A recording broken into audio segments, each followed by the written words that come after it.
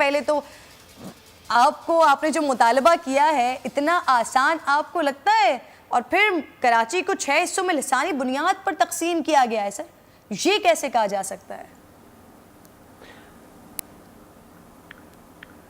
देखिए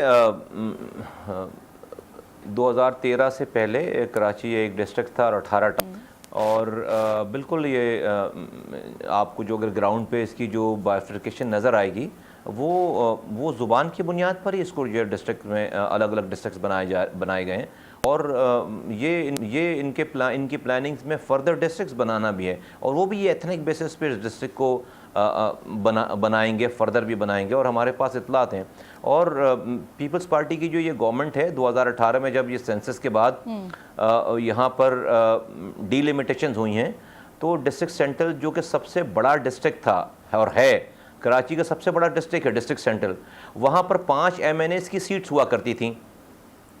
वहाँ पर जो आपको पता है ना 2013 में जो सीटों की तादाद थी कराची में वो 20 MNAs थे, और 2018 के सेंसस के बाद 2017 के सेंसस के बाद जो कराची की सीटों की तादाद हो गई वो 21 MNA की सीट बढ़ गई कराची के अंदर, और वो MNA की सीट उस जगह बढ़नी थी जाके जहाँ पर आबादी ज़्यादा थी, और वो आबादी डिस्ट्रिक्ट सेंट्रल में ज़्यादा थी।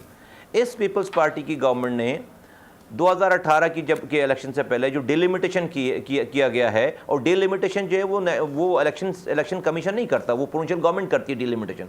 इन्होंने सबसे बड़े डिस्ट्रिक्ट कराची को, जहां पर 5 MNAs पहले से थे और छठा MNA की सीट वहीं क्रिएट होनी थी जहां पर आबादी ज़्यादा है, इन्होंने क्या किया है कि न कि सिर्फ उसको एक MNA देते ये, बल्कि ये उस 5 MNAs में से एक MNA निकाल कर ये डिस्ट्रिक्ट वेस्ट में ले गए ये, यानी कि जहां पर 5 MNAs पहले थे उसको इन्होंने 4 MNAs की सीट कर दिया डिस्ट्रिक्ट सेंट्रल को, और जो छठी जो एक नई सीट बढ़नी थी वो भी ये डिस्ट्रिक्ट वेस्ट में ले गए, जहां पर अभी इस वक्त खाली जमीन है, और वहां पे 4 MNAs थे एक डिस्ट्रिक्ट में वेस्ट में, वो 6 हो गए, और यहां पर 5 थे पहले जो कि 6 होने थे वो 4 रह गए। तो ये तो पीपल्स पार्टी का कारनामा है, और ये सिर्फ जो डिस्ट्रिक्ट सेंट्रल, चूंकि वहां पर एक जुबान बोलने वालों की जो है आबादी ज्यादा है। देखिए, मैं पाक सरजमीन पार्टी पहले दिन से इस लिसानी सियासत के खिलाफ है। मैं लाड़काना में खड़े होकर जाकर ये बोलकर आया हूं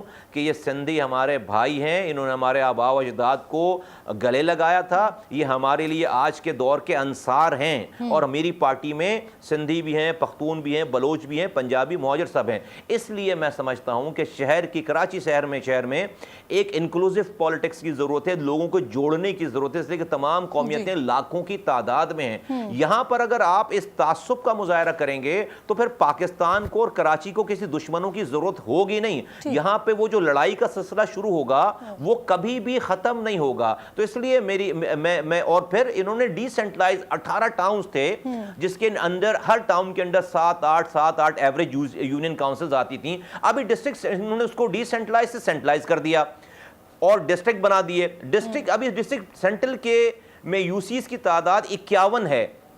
अब एक डिस्ट्रिक्ट चेयरमैन 51 यूसीज के ऊपर जो है वो इंचार्ज कैसे देखेगा वो? अगर ये हर टाउन्स के ऊपर हर टाउन्स बने होते जो पहले थे, और 7-8 यूसीज होती, तो हर टाउन वाला इंचार्ज जो है वो अपने टाउन को बेहतर तरीके से मैनेज कर रहा था। और कराची के मेयर के ऑफिस की एक सेंटिटी थी। इन्होंने क्या किया है कि कराची को 6 कराची में तकसीम कर दिया है, ताकि उस ऑफिस से वो पावर्स निकाल कर वो डिस्ट्रिक्ट्स में लेकर जाएं, और फिर ऊपर से जो पावर्स आई हैं सूबाई खुद मुख्तारी की शक्ल में, उस पावर को भी अपने पास पार कर लिया इन्होंने प्रोविंशियल गवर्नमेंट ने। उसका ट्रिकल डाउन इफेक्ट जो है वो नहीं हुआ है भाई। सूबाई खुद मुख्तारी मिली है, वजीर आला की खुद मुख्तारी थोड़ी मिली है। अच्छा मुस्तफा कमाल साहब, ये 6 डिस्ट्रिक्ट्स में तकसीम किया और फिर इसके ऊपर पावर्स की मसाइल, नीचे के मसाइल, सर ये सारी चीजें बेहतर है कि आप इसको बताएं सूबाई गवर्नमेंट तक भी, वजीर आजम तक भी, लेकिन सर ये आर्मी चीफ साहब से मुतालबा / अपील जो भी आप कर रहे हैं, आर्मी चीफ को इस मामले में इंटरफेयर करना चाहिए? आप समझते हैं, क्योंकि आप एक जमहूरी लीडर हैं, एक जमहूरी पार्टी के लीडर हैं, आर्मी चीफ से मुतालबा, इज इट राइट सर? जी, बिल्कुल ये इस वक्त सही है। उस वक्त ये गलत होता कि जब आपके मुल्क में आर्मी चीफ साहब की कोई आप इन्वॉल्वमेंट ना करते, कोई भी ना करता, ठीक है। आज से मेरी कल की प्रेस कॉन्फ्रेंस से 48 घंटे पहले आर्मी चीफ साहब को और पूरी इंस्टीट्यूशन को वज़ीर आज़म पाकिस्तान ने नालों की सफाई की निगरानी के ऊपर लगाया है। नेशनल NDMA जो कि नेशनल डिज़ास्टर मैनेजमेंट है, जिसको हेड जो है वो एक ऑन ड्यूटी लेफ्टिनेंट जनरल करते हैं, उनको जो है वो आपने नालों की सफाई के लिए यहाँ पर बुलवाया है। तो भाई मैं अगर ये कह रहा हूँ कि भाई ये मैं तो ये कह रहा हूँ कि नालों की सफाई उनका काम नहीं है, और अगर खुदा न खास्ता वो भी नाकाम हो जाएंगे तो हम किसे बुलाएंगे। मैं ये कह रहा हूँ कि आज के दौर में भाई देखिए, वज़ीर आज़म वज़ीर आला तो हमारी बात नहीं सुनता। यहाँ की जो लोकल गवर्नमेंट है जिसके पास मैंडेट है उसको वो करप्ट हो गई है। तो मेरे पास कोई और ऑप्शन नहीं रह जाता कि मैं पाकिस्तान के रियासती इदारों को ही आवाज़ लगाऊं कि भाई ये कोई मकबूजा कराची, मकबूजा कश्मीर नहीं है कि आप सिर्फ इखलाकी बयान देंगे वहाँ से बैठकर या यूनाइटेड नेशन में जाकर तकरीर करेंगे। नहीं, ये पाकिस्तान की शहर है कराची। हाँ सर, वो जो जिसकी आप बात करें वो एक इदारा है सर, डायरेक्ट आर्मी चीफ को तो नहीं बुलाया, लेकिन फिर भी आपकी इस बात पे सर ये फर्स्ट टाइम नहीं हुआ है।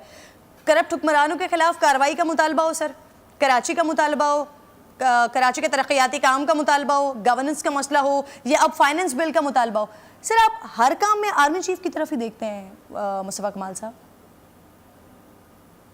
जी, ऐसा नहीं है कि हम लोग जो है वो यहाँ पर इतनी ऐसी गुफ्तगू करें कि बड़ी डेमोक्रेटिक और बड़ी आइडियल और बड़ी चीज़ें ऐसे कि जो मैं भी बोलूँगा तो डेफिनेटली वो टिकट्स चलने लग जाएंगे। लेकिन भाई कौन सा ऐसा मामला है कि जो आप उनसे आपने उनको इन्वॉल्व नहीं कर रखा, हुकूमतों ने इन्वॉल्व नहीं कर रखा, कौन से मामले में इन्वॉल्व नहीं कर रखा। पर यहाँ पे मसला ये है कि ये कराची का जो इशू है ये नेशनल सिक्योरिटी का इशू है।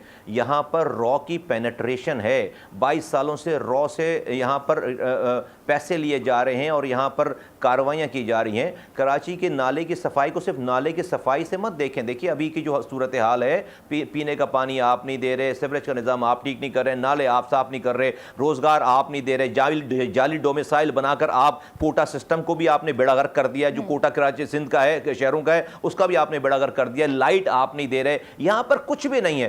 तो ये लावा पकड़ा है और at the end of the day बाद में आप आर्मी को बुलाएं, यहाँ पे आप ऑपरेशन करें, यहाँ पर दहशतगर्द पहले बनाएं, उसके बाद फिर दहशतगर्द पकड़ें। तो ये काम जो है वो 40 सालों से होता चला आ रहा है। तो मुस्तफ़ा कमाल जो मुल्क के लिए, शहर के लिए, इस रियासत के लिए ठीक समझता है वो बिल्कुल बोलता रहेगा। कौन सी ऐसी चीज़, कौन सा ऐसा लीडर है, कौन सी ऐसी पार्टी है, अपोजिशन की हो या हुकूमत की हो या वजीर हो या और दूसरे लोग हों, वो जाकर जो, चूंकि भाई उनका एक रोल है, अभी आप माने या ना माने, इदारों का एक रोल। और आपने कहा कि उन्होंने एक इदारे को बुलाया, नहीं, वजीर आजम साहब ने 2 ट्वीट्स की हैं। एक तो उन्होंने NDMA को कहा कि कराची चले जाओ, दूसरा उन्होंने पाकिस्तान आर्मी को कहा कि उसकी सुपरविजन करें। उन्होंने बाकायदा पाक आर्मी को इन्वॉल्व किया इसके अंदर। पाकिस्तान आर्मी को उन्होंने कहा है कि इंस्टीट्यूशन को कहा है कि उसकी सुपरविजन करें। तो ये सिर्फ NDMA को यहां पर नहीं भेजा। तो जब उन्होंने सुपरविजन करने के लिए कह दिया है तो कल को खुदा न खास्ता नई चीज, कोई चीज खराब होगी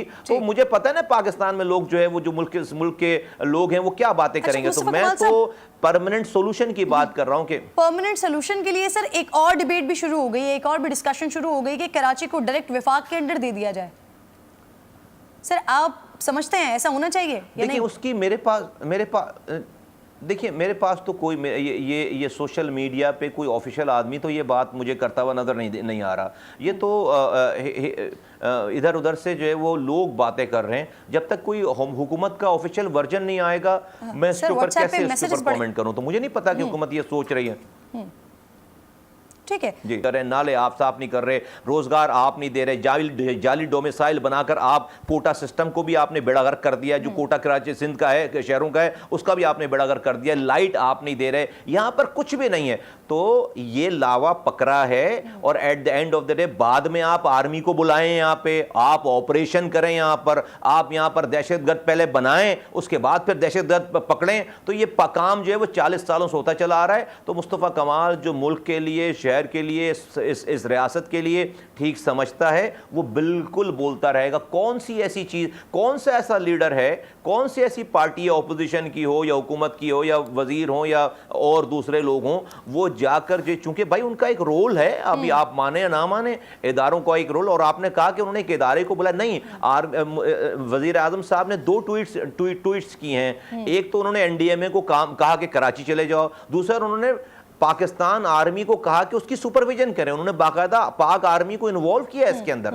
पाकिस्तान आर्मी को उन्होंने कहा है कि इंस्टीट्यूशन को कहा है कि उसकी सुपरविजन करें। तो ये सिर्फ एनडीएमए को यहां पर नहीं भेजा। तो जब उन्होंने सुपरविजन करने के लिए कह दिया है, तो कल को खुदा न खास्ता नई चीज, कोई चीज खराब होगी, तो मुझे पता है ना पाकिस्तान में लोग जो है, वो जो मुल्क के लोग हैं, वो क्या बातें करेंगे। तो मैं तो परमानेंट सोल्यूशन की बात कर रहा हूं कि परमानेंट सोल्यूशन के लिए सर एक और डिबेट भी शुरू हो गई है, एक और भी डिस्कशन शुरू हो गई कि कराची को डायरेक्ट विफाक के अंडर दे दिया जाए। सर आप समझते हैं ऐसा होना चाहिए या नहीं? देखिए उसकी मेरे पास देखिए मेरे पास तो कोई ये सोशल मीडिया पे कोई ऑफिशियल आदमी तो ये बात मुझे करता हुआ नज़र नहीं आ रहा।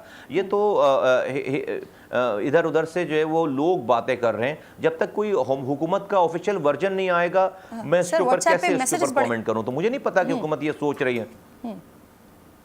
ठीक है जी, सब्सक्राइब करें और बेल दबाएं ताकि कोई खबर रह न जाए।